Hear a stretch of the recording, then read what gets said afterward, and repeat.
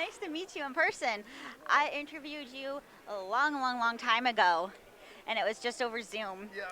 And it's actually one of my most viewed interviews. So, Amazing. yeah, good job for both of us. You've got an exciting weekend. You're presenting an award. Yeah. So that's pretty cool. And you're also hosting something pretty unique on Sunday morning, so you can't Yes. party too hard Saturday night. Very true. Tell me about this. This is boxing that gives back to Canadian Blood Services. Yeah, so it's an event with Rumble Boxing. At 8 o'clock in the morning, I'm going to be a little bit slow probably, but it's just a great event and a great opportunity to get out, get your blood pumping a little bit. I've donated a whole bunch in my life, and I'm a big advocate for doing that when you can. You know, this is just a way to get everyone focused on that, but then Rumble Boxing, if you've never done it before, it's a great time too, and it'll kick off awards day really nicely. What's your history like with boxing?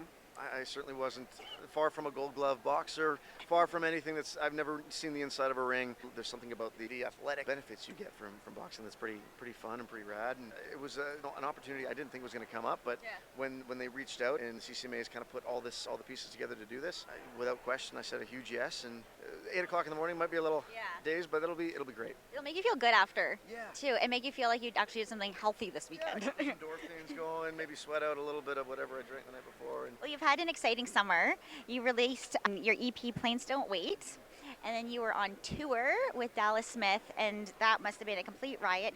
But first, before we get into that, Tailgate to Heaven, which is your collab with Chris Lane, is nominated for CCMA Single of the Year. That is awesome. Congratulations. Thank you. I had a chance to tour with Chris in 2018, and I've always been a fan of his. And then I think the biggest silver lining for that came out of the pandemic for me was the fact that my old label and Big Loud had a chance to merge together. So a guy that I've been a fan of became my label mate. We were actually going to do a different song together, but he heard Tailgate and he asked to be on it. And it was one of the easiest yeses I've said in a long time. I think he brought so much to the track, but it's been really fun to have a guy that I've been a fan of become a buddy now. And to kind of share this nomination has been really cool. We didn't get a chance to get him up here for CCMAs this year, but I think when we're in the pit on awards day, win or lose, when the category comes up, I'll probably FaceTime him and just let him experience the whole thing. Yeah. So it actually reached number 5 on Billboard Canada Country Chart, number 6 on Canadian Hot 100, which is all genres, so amazing. I think the lyrics are very beautiful and paints a picture of a very romantic date. Yeah, that's how I took it and I perceive it. It's been great to experience how everyone's kind of received it differently, and it's been kind of neat to hear those interpretations. But it's meant to be about that special person in that special place away from everyone else. What did your wife think when she heard it? Well, she loved it, and she's always been a huge supporter of my stuff, and I was able to bring her into the music video as well, so it's nice to share these moments with the person that I'm thinking about when I'm singing. The bar's definitely been pushed out a little higher, and now we got to live up to that, but we're going to try to keep doing that as much as we can. Looking forward to that. So this Dallas Smith tour, some things never change. What was one of your favorite offstage moments? Because JoJo Mason was also there, James Barker Band, Megan Patrick, Manny Blue, Kelly Prescott, Andrew Hyatt was also part of it. And the crew, I heard, was amazing. The best crew ever. Top down. It was so good. It was kind of like a mini CCMA weekend, where just having this chance to have this reunion with all these people that I haven't seen for so long, while being on tour buses, while touring the country, while seeing all these fans that are just loving everything every night.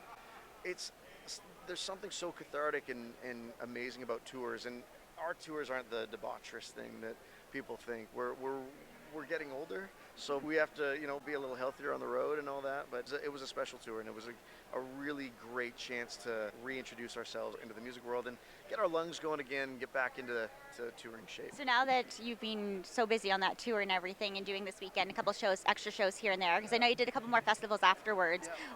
Are you going on vacation? You can take a break, or you got something lined up, secretive, or? September's a little bit busy with travel, but it's all fun travel. We're going down to Palm Springs next week for my mother-in-law's 60th, and then my wife and I's 3rd anniversary is coming up. We're going to be going to a little resort that we always go to, or always try to go to our anniversary. And then October, November, it's back in the studio and getting ready for hopefully a big 2023. We've got a few things that we're trying to release before the end of the year. One thing in particular I'm very excited about.